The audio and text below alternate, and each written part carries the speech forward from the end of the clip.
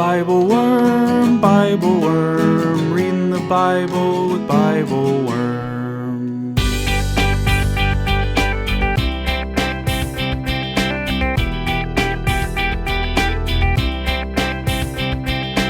Welcome to BibleWorm, getting to the core of the biblical text. I'm Dr. Robert Williamson, professor of religious studies at Hendrix College and the founding pastor of Mercy Community Church in Little Rock. And I'm Dr. Amy Robertson, director of lifelong learning at Congregation Or Hadash in Sandy Springs, Georgia. We're here every week to discuss the biblical text, both as biblical scholars and as people of faith, one Jewish and one Christian. This week we return to our study of the Narrative Lectionary by going all the way back to the creation story in Genesis 2 and 3. We discuss what it means that human beings are made of dust and breath and ponder our relationship to plants, animals, and the earth. We wrestle with the tree of knowledge of good and evil and why it is that such knowledge seems so troubling for humankind. We wonder about the serpent in the garden and ask whether it was ever possible that Eden was going to work in the first place. And we think about humans hiding our true selves from God, embarrassed to be only what God created us to be. Thanks for joining us.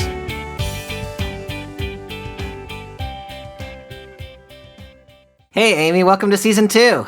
We're back. We're here. We are. So exciting. This time last year, neither you nor I had ever A, worked with the Narrative Lectionary, or B, done a podcast. True story. And so that now is we're like old pros at this. We're second time through the Narrative Lectionary. I mean, it's totally different text this year, but like we at least know kind of how it goes. And we still don't know what we're doing with podcasting. but like, no, we don't. Do not raise your expectations. Yeah, but we roll it out. With that said, we're on our first text for the 2020-21 Narrative Lectionary, Season 2 of the BibleWorm. And we are back to the beginning, Bobby. We are all literally, well, not literally, because we haven't done Genesis 1 so far, but... I know, but it's still creation. We are back to creation, it is true. We're back to creation. So this week we're going to be in the book of Genesis, all the way back in the creation story. We're going to kind of skip around a little bit according to the Narrative Lectionary. So we'll be in 2, 4 through 8, then 15 to 17, and then 3, 1 to 8. In the day that the Lord God made the earth and the heavens, when no plant of the field was yet in the earth and no herb of the field had yet sprung up, for the Lord God had not caused it to rain upon the earth, and there was no one to till the ground. But a stream would rise from the earth and water the whole face of the ground. Then the Lord God formed man from the dust of the ground, and breathed into his nostrils the breath of life, and the man became a living being. And the Lord God planted a garden in Eden in the east, and there he put the man whom he had formed. That's such a familiar little bit of text, and I'm just curious, when you read it now, what jumps out to you as important? The first thing that came into my head, reading this text this time around, is this sort of inherent interdependence of humans being on Earth, and plants growing. There's this like assumption that those things work together. And so there are not plants in the earth because there's not a human who can care for the plants. Yeah. There is something valuable in the interdependence of humans and the plant world. Thinking about that word that is used for the being that is created here. So the word there is Adam, which is why we call this guy Adam, right? Is because the word used here for him is Adam. Two things about that. One is that the word Adam really does not refer to a biological male. It refers to a human being. And so one could make a choice about that, translating that word to say God formed a human being from the ground. And instead of making him gendered male, you could make them kind of an ungendered human. And I think there's an interesting choice to be made about that. Later on in this text that we're not going to read today, but when God forms the woman from the rib of the human, then for the first time you get the words ish and isha, you get the words biological male, biological female. And so one way of reading it is the traditional way, which is there is a man who was created and woman was taken from him. But there's also a way of reading it that I find richer, which is to say there was a gender undifferentiated human being who was created here at the beginning. And then later in the text, that human being was separated into the male human being and the female human being. So that was kind of the first place I went, which is kind of maybe a weird place to go with this text, but... No, I don't think it's a weird place at all. I mean, I think I tend to go there more when we start reading about Ish and Isha, but I think, that's a really important thing to talk about what is this human being who's been created. And because gender and gender roles get layered on it so soon after this, I think it's really important from the beginning to say, like, yes, this is a human being of all genders or no gender, or it's all human beings sort of wrapped up into one and eventually is separated out. Yeah, no, I really appreciate that distinction. So we've got the relationship of human beings and plants, and then the relationship of human beings to each other. When we read that text of Adam being separated into two beings and have that sense that humans belong to each other, I also want to point out that Adam is created from Adamah, is created from the dirt, from the dust of the earth, like formed out of the earth. And so just as the second human is made from the rib of the first human, and that makes us think they are of one piece, humans are created from the earth. And so we are also of one piece with the earth. So we're starting out this text with these kind of interesting, like it's a very highly relational text. It is a highly relational text, yeah. Humans are created for the plant world. Humans are created out of the dirt. Human beings are intrinsically connected to other human beings. And so and we're not going to read about the animals this time. If you want to talk about the animals, go back to BibleWorm episode 1. If you can stay on the sound quality, we talked about it for a while there from last September. But animals are created in this text as companions for human beings, essentially. So we've got this highly relational world.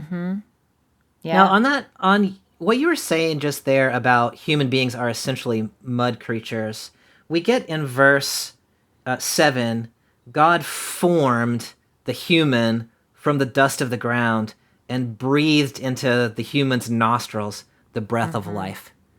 So there's a couple things there.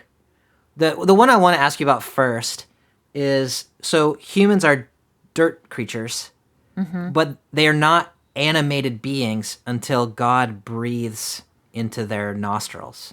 So we're some combination of dust and breath. Any thoughts about how we might interpret that? The thought that comes to my mind is connecting back actually to the first creation story, which the Narrative Lectionary hasn't given us yet, maybe next year, in Genesis chapter 1, where it talks about either a strong wind or a wind of God, a Ruach Elohim that sort of blows over creation, and this sense that there is this divine energy or breath sort of flowing over the planet, and that's what enlivens us. And so then I sort of see that language picked up. Genesis 1 it doesn't have this idea of a God who's like forming things and breathing on things and walking around in the forest. Like, it's a very different sense of the nearness of God and sort of how God shows up in the world. But both creation stories have this sense of some kind of God's breath animating creation, which is pretty incredible. The last thing that I wanted to say about that is just when the text talks about God forming humankind, the verb there is yatsar, which is I love that. That's like my favorite thing in this chapter. Yeah. Go ahead. What do you want to say about it? I mean, I picture a pottery wheel. Like, I picture some divine being sitting at a pottery wheel, like covered in this messy clay, like forming something in such an embodied and personal way. So the verb there, yatsar, in its noun form is yotzer, which means potter. And so what God is doing here to human beings and to animals is forming them in the ways that a potter forms the potter's artistic creation. So it's this very gritty, kind of tender, like self-invested image of God in relation to creature. Very different than the God who speaks and things come into existence. Yeah, it's a very different sense of God. And then at the very end here in verse 8, God puts the human being in the garden. And so the person, the human, is in the place that the person was created to be in relationship with, created to tend. I just love the image of God placing the human in the garden. Like I picture like placing a butterfly on a flower or placing this is where you belong. This is where you'll thrive. Yeah. Or this is where I need you. Yeah. Yeah. And I think those things are related. This is where you'll thrive and this is where I need you. Like human beings will thrive when they are in relationship with creation in the ways that God needs and intends. All right, so in chapter 2, verse 15, the Lord God took the man and put him in the Garden of Eden to till it and keep it. And the Lord God commanded the man, "You may freely eat of every tree of the garden, but of the tree of the knowledge of good and evil you shall not eat, for in the day that you eat of it, you shall die." Dun, dun, dun. Is there foreshadowing here? So on the one hand, God gives human beings plentiful food. On the other hand, God places a tree specifically of the knowledge of good and evil, which is forbidden to them to eat. So help me start thinking about what to do with that. Well, it's funny. I have this and now I have a conversation with myself going on in my head. Actually, it's like the little Bobby in my head. Do you have like little characters in your head that are like definitely. different people that are talking? Okay, so I have a little Bobby in my head who's already corrected Rent free. Oh, yeah. So my first thought was, now, why would you create a garden and put a person in there and then put a tree in the middle of the garden with fruit on it and tell them, don't eat that fruit? Yeah. Like, why would you do that? Is it a test? Yeah. And if it's a test, why doesn't the text tell us it's a test? Like, the Bible tells us all the time that things are tests, but it does not say this is a test. It doesn't. You're right. So I guess that is the question that comes to my mind. And then the little Bobby in my head says, read it from the earth up, 80. That's what I was going to say! I have a well-trained little Bobby in my head. Not well-formed, not well-trained. Well-trained. Okay, so like well-trained. Do my bidding, Bobby. Okay. Okay, so help me think it through from the other angle, from the earth up then. So this text establishes that human beings, like other animals, are formed from clay and have breath in them that comes from God. But human beings are not exactly, in our current life, we're not exactly like other animals. We are self-aware creatures who are capable of self-reflection and moral discernment in ways that squirrels, insofar as I know what's in the head of a squirrel, are not self-aware in the same way that human beings are. And so I think this text is trying to grapple with that awkward position of human beings as being a self-reflective animal, the animal who knows that we are going to die, and how do you live with that knowledge? That's what I think is happening in this text. And so we're going to get to that in chapter 3. And so it's just kind of dropping this in as a plot device to keep us motivated here. Mm-hmm. This is an idyllic world that has been created, and human beings could have lived in that world idyllically if only we had not gotten this gift that was not intended for us. So I don't know. What do you think about that? Yes, I think it makes a lot of sense to sort of isolate the unique self-awareness that humans have, like self-consciousness of our condition. But it's interesting to posit that as a negative. I had always seen that as like, we are special. We're special because we have this awareness. We have a soul. We have we talk about our own sort of self-awareness in different kinds of ways. But to think about it posited here as I think where you're going is like, we only have this because we messed up. Yeah. Like in an ideal world, we would not have this. We would be just like the animals. I mean, it creates all kinds of interesting reflections on that. Because, I think you're exactly right that kind of having this moral discernment is part of what is amazing about being human, part of this self-reflection. And, in Genesis 1, where it talks about human beings created in the image of God, I think that might be kind of what it's trying to get at, is human beings have this capacity that is different than other animals, and isn't that a wonderful thing? This text is sort of saying, we weren't meant to have that capacity. Isn't it a troubling thing? And so there is this two-edgedness, And it's interesting when we get to the next part of the text in chapter 3, like the way that you read Eve, the woman, is like you can read her as sort of the great liberator of humankind who made us something other than like highly developed squirrels.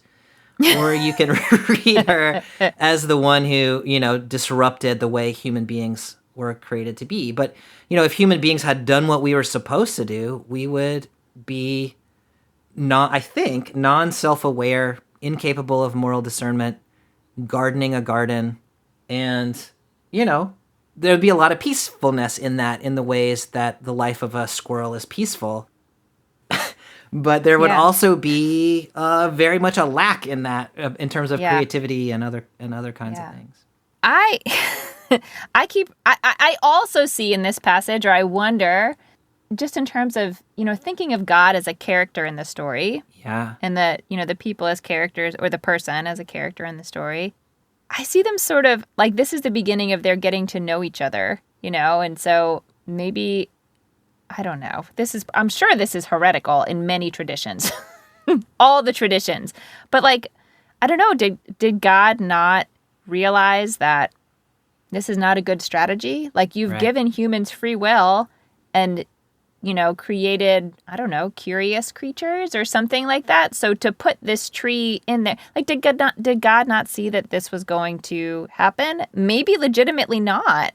And so I see this as a very naive beginning to you have a new puppy and you just, tell the puppy don't chew on things and see how that goes.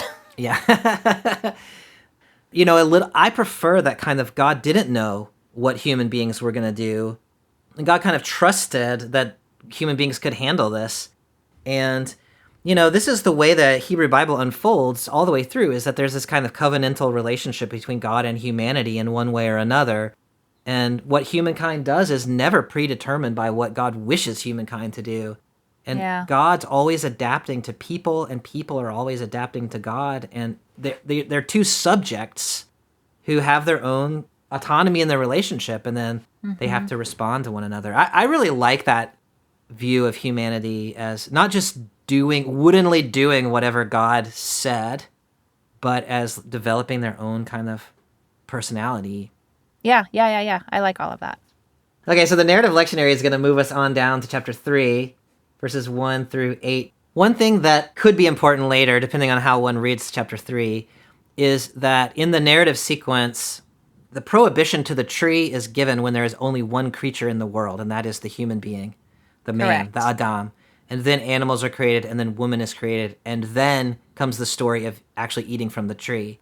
And so the woman, properly speaking, the Isha, did not exist at the time when the prohibition was given, which could be relevant here in a minute. It's definitely relevant. Or maybe not, but you say it's relevant. All right. Okay, so chapter 3, verses 1 to 5. Now the serpent was more crafty than any other wild animal that the Lord God had made. He said to the woman, "Did God say you shall not eat from any tree in the garden?" The woman said to the serpent, "We may eat of the fruit of the trees in the garden." But God said, "You shall not eat of the fruit of the tree that is in the middle of the garden, nor shall you touch it, or you shall die." But the serpent said to the woman, "You will not die, for God knows that when you eat of it, your eyes will be opened, and you will be like God, knowing good and evil." All right, here we meet our serpent. We sure do. What should we say? What do you want to say about the serpent? I think his rhetorical approach is so interesting. Yeah. That he starts with a question to which the answer is no, God didn't say that. But he starts with, did God say this incredibly strict thing? Yeah. Like you're surrounded by all of this fruit and you can't eat it? And no, he didn't say that. Yeah. But then Eve's response is also more strict than what God actually said. How so? That you can't touch the tree. Yeah. It's not just that you can't eat it, it's that you can't touch it. That's really interesting. So the command that God gave was actually fairly reasonable, but the way that it's been interpreted by both the serpent and the woman is more restrictive, which makes her less likely to want to follow it because it's kind of exhausting to follow a rigid rule. That's what I wonder. Yeah. Yeah. If that's what's going on here. And it does make, I think your question earlier about did God ever even talk to Eve about this? Yeah. Like, or were these like, instructions put in the Zoom chat before you join the call? Yeah. Like you can't see those instructions. And so was it that she's remembering it as stricter than whatever Adam told her, or Adam made it more strict when he told her? Yeah, how did she arrive at this? How did she arrive at this? It seems like in some important way she has missed like the most fundamental thing was really just about the eating. It's so interesting to watch the serpent's approach. He's described here as, in the NRSV, as crafty or shrewd. The word there, by the way, in Hebrew is arum. And the word for naked, which is what Adam and Eve are, is arom, which are the same consonants but a different vowel pattern. And so there's this kind of wordplay here that's showing like the nakedness, I think, is parallel to naivete for human beings. So they're naive. The serpent is crafty, and these are being like, this is the fundamental kind of interaction that's taking place here. Now, what the serpent then does is to say, look, you're not going to die if you eat the fruit. You're going to gain this godlike quality of knowledge of good and evil. And God doesn't want you to have that. God is protecting that for God's self. Thoughts about that kind of the boundary there of human God? God's like protecting God's boundaries and humans wanting to cross. Like there's a lot going on there. Yeah, and it makes me think, it makes me wonder again, what personal familiarity with God does Eve have? Yeah. Because if God is sort of a somewhat abstract authority figure, and this serpent is right there speaking to her, I can see how she might have had a different experience than Adam, for example, because Adam has had this. We know from the text that Adam has had this direct contact with God. We don't know about Eve. I find it really interesting that the temptation here for humankind is to become more like gods. Like this capacity for knowledge is something that humans are kind of driven toward, to want to understand, to want to be aware, to want to be in control.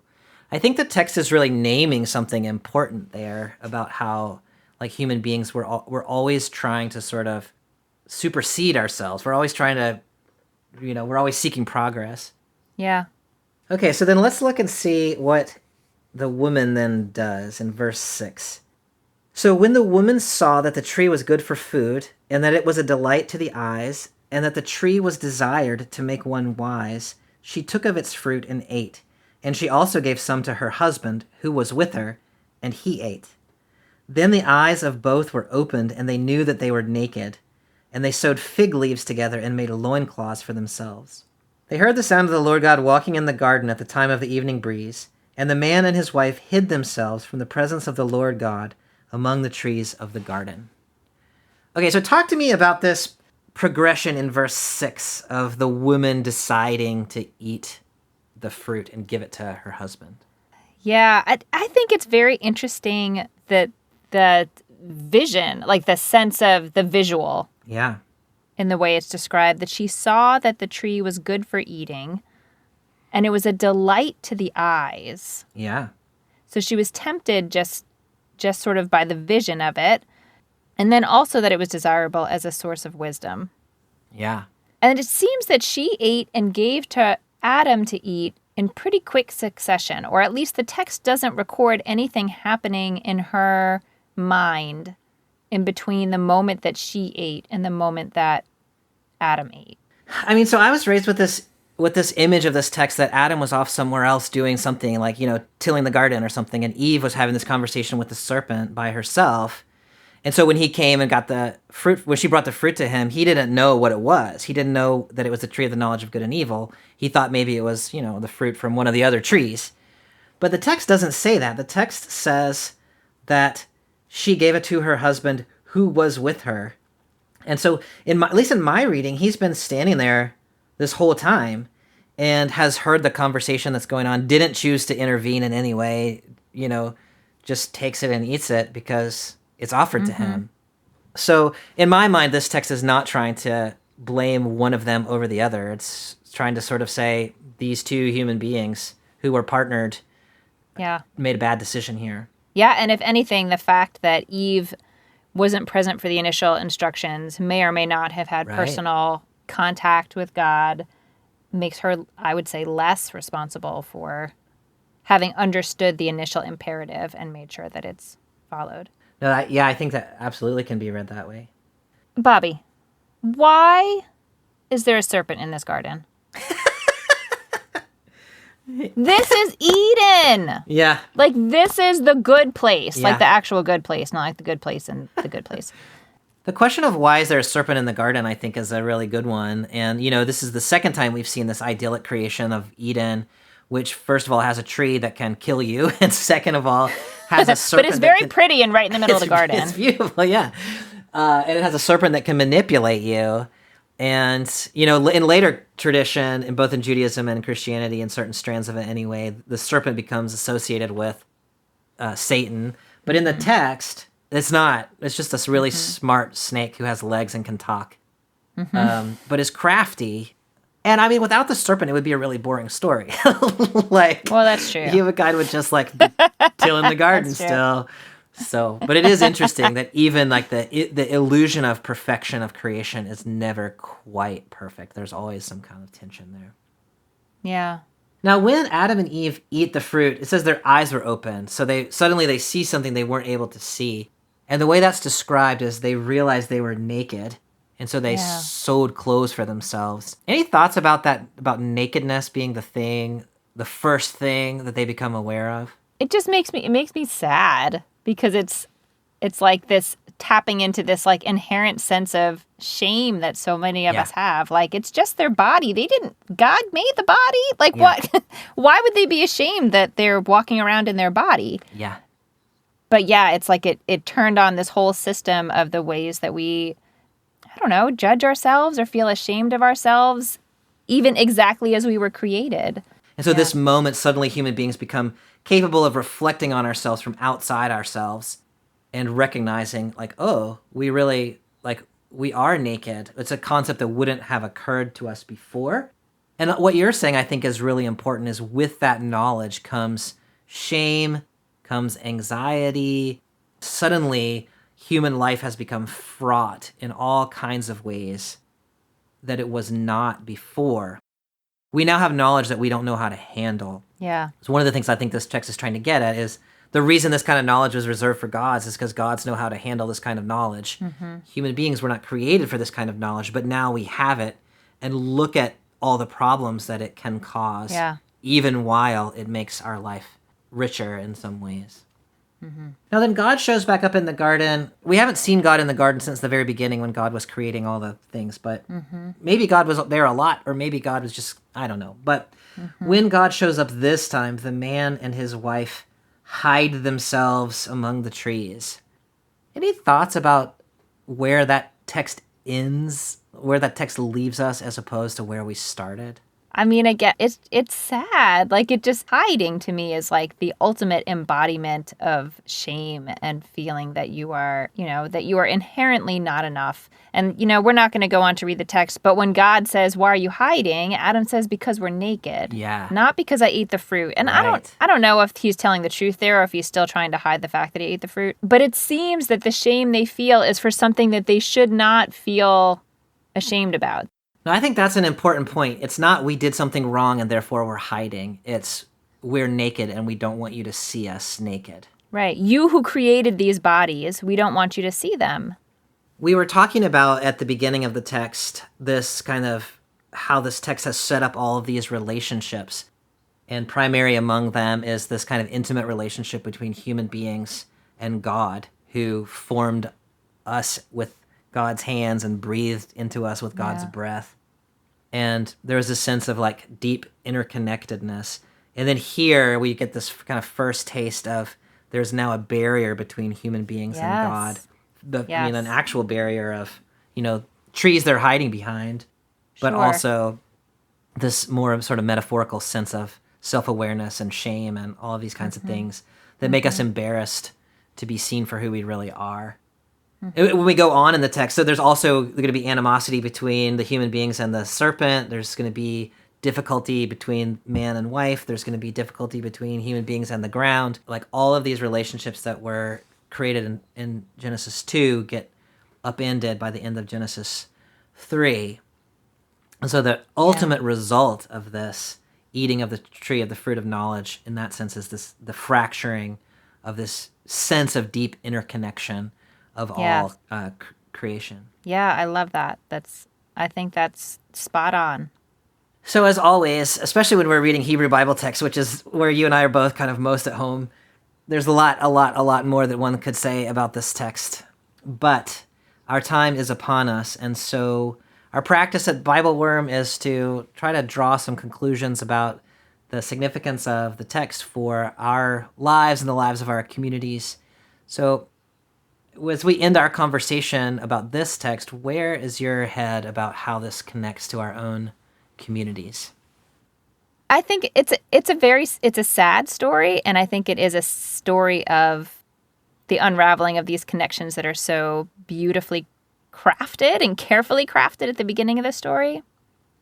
But I also think I'm not feeling a lot of blame for Adam and Eve. I am feeling like Eden could not have worked this way. Like it almost self-destructed. You can't create a garden and say this is a place of ease and perfection, but there's a tree that if you eat the fruit and it's in the middle of the garden and it's beautiful, but don't eat the fruit because you'll die. And also here's a tricky serpent, and like God may or may not communicate direct. Like it couldn't have worked in the way that it all went down.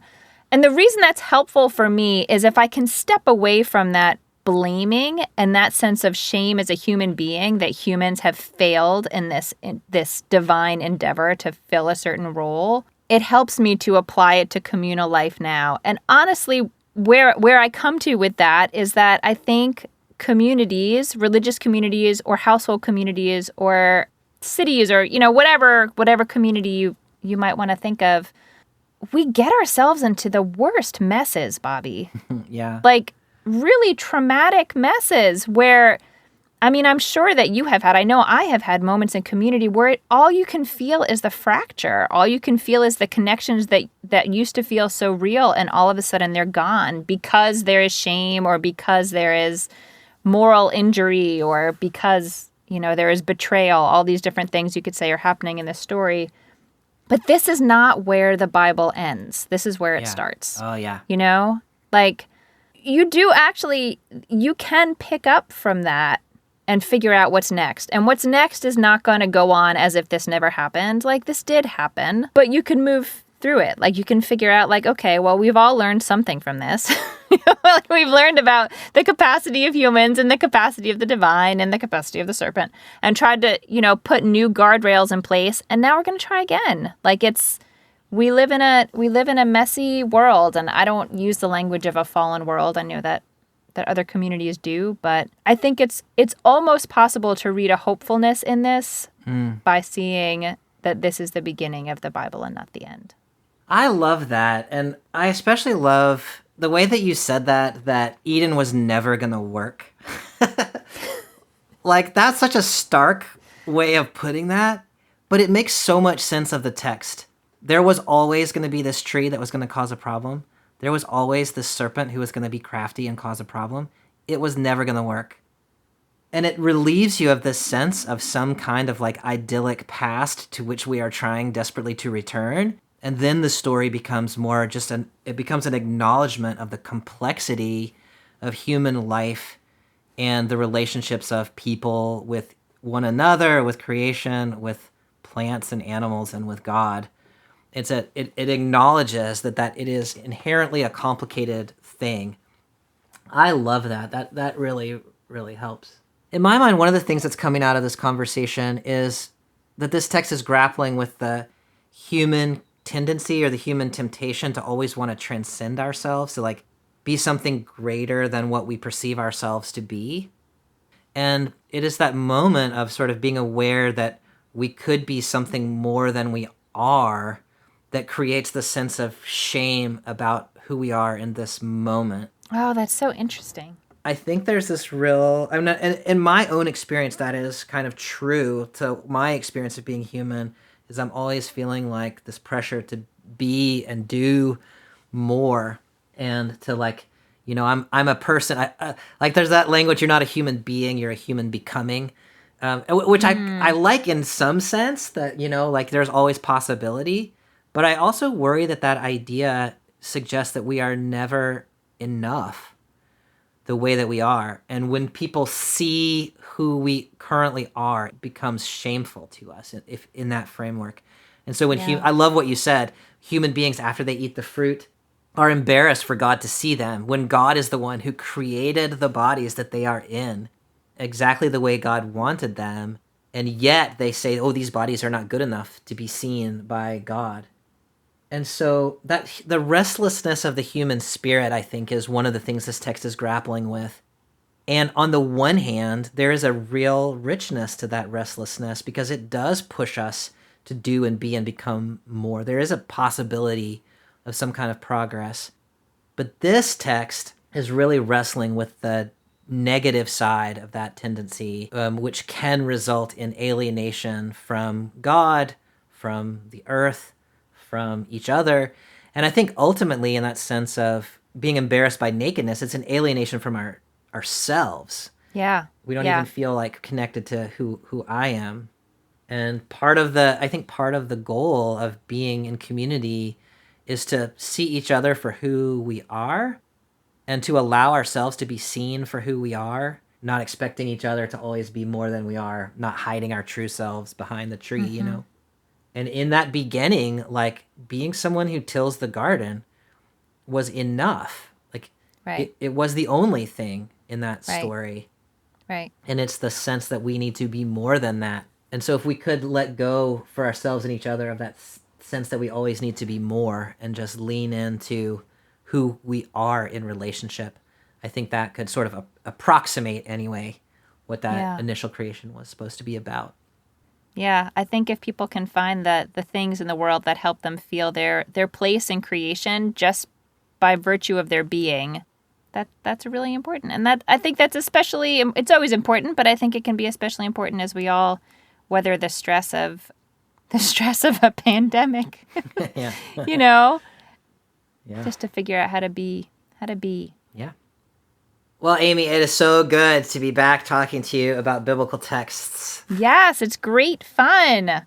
We should say that new for season 2, we have started a Patreon account with some really exciting stuff. You can find us at patreon.com/BibleWorm podcast. First of all, it's just super helpful to us if you are somebody who listens to our podcast and wants to support us. You can give us just a few dollars a month and we'll be grateful. And we'll send you a super cool BibleWorm sticker. It is actually a really cool sticker. It is cool. I love it. Yeah. So do that. We also have lots of interesting little rewards at different levels. So you can get extended episodes where you get to hear all of the witty banter that banters its way onto the cutting room floor. You can get the podcast a week before everyone else gets it. You can become part of the BibleWorm Collaborative, where we talk together about what the texts are going to do in the next month. You can get liturgies that go with the BibleWorm podcast. You can get a Sunday school or Bible study lecture that goes with the podcast.